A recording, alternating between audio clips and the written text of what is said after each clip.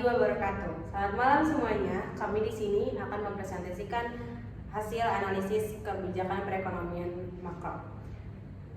Sebelum masuk ke presentasi ini, izinkan kami memperkenalkan para anggota kelompok 2.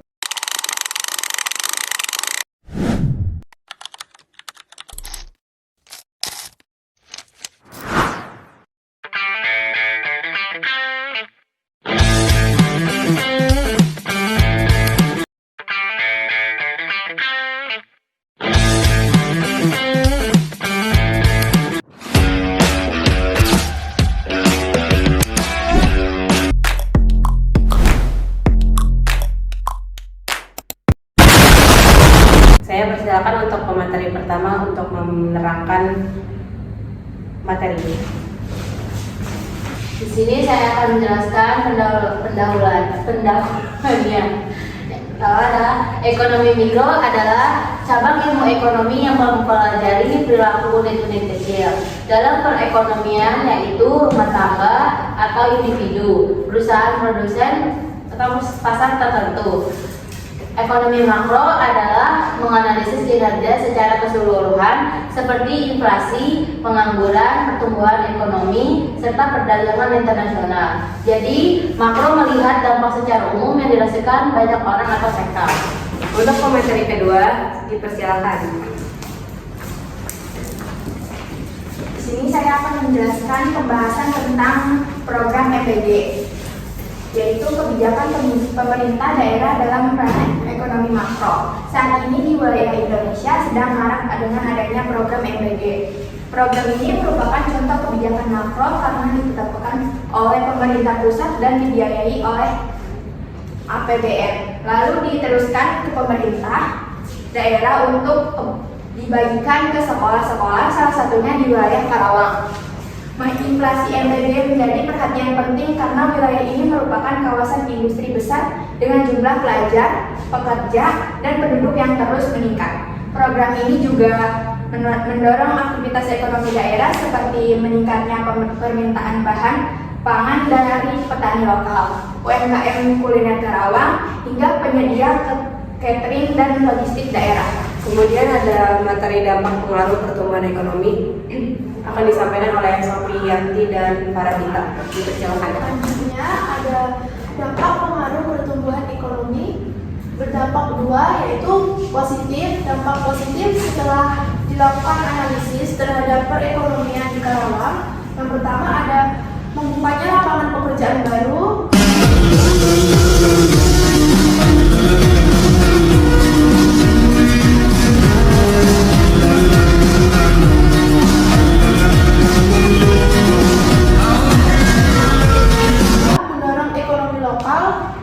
Melalui peningkatan permintaan pangan, dan yang ketiga meningkatkan kualitas SDM Karawang jangka panjang. Selanjutnya, saya akan menjelaskan terkait dengan dampak negatifnya sendiri.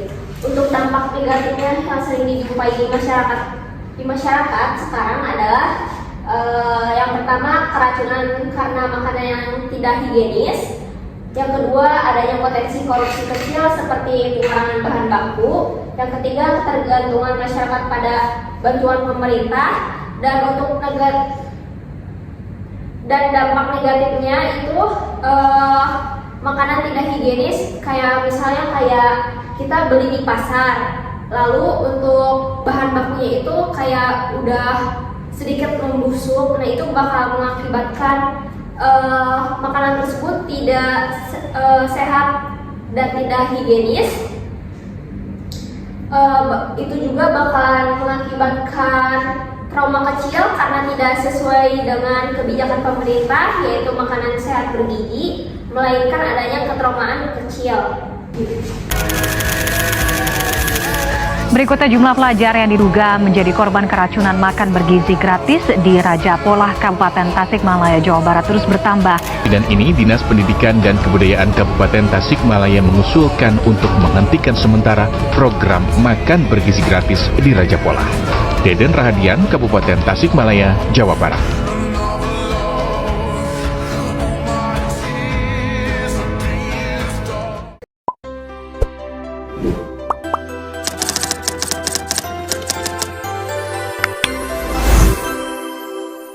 pencegahan keracunan dan korupsi dalam program makan bergizi gratis atau yang biasa kita sebut dengan MBG. MBG ini bertujuan untuk meningkatkan gizi anak-anak yang sedang dalam masa pertumbuhan. Tetapi kita harus tahu resikonya, yaitu bisa keracunan makanan, bisa penyalahgunaan anggaran. Maka di sini kita perlu pengawasan agar program ini tuh berjalan baik ke depannya atau lebih aman ke depannya. Pencegahan keracunan ini bisa kita pastikan dalam bahan pangannya masih layak dikonsumsi atau tidak, menjaga kebersihan dapurnya, dan juga penjamahan makanan. Adapun makanan yang sudah siap itu harus dipastikan matang sempurna. Maka penyimpanan dan distribusi makanan harus sesuai dengan standar agar tidak terkontaminasi.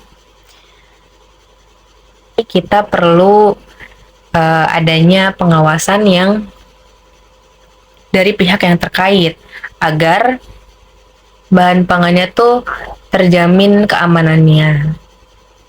Pencegahan korupsi yaitu dengan transparansi anggaran, pengadaan bahan makanan secara terbuka, dan juga pengawasan berlapis dari pemerintah dan masyarakat.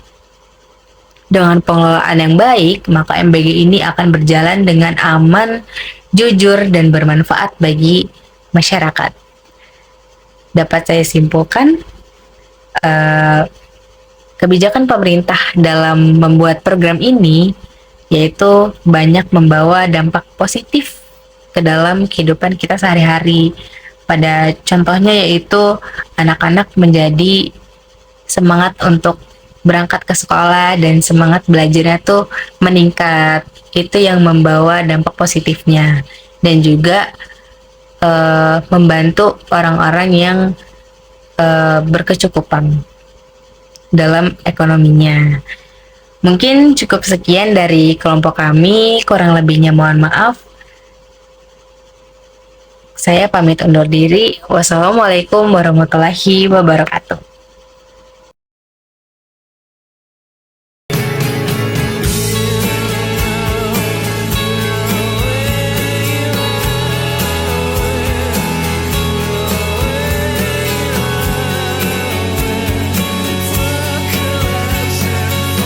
Hentikan program MBG sekarang juga. Ini kami minta akan Pak Presiden jangan tutup dulu di program supaya kita. Saya sudah bersyukur karena saya bekerja di dapur ini.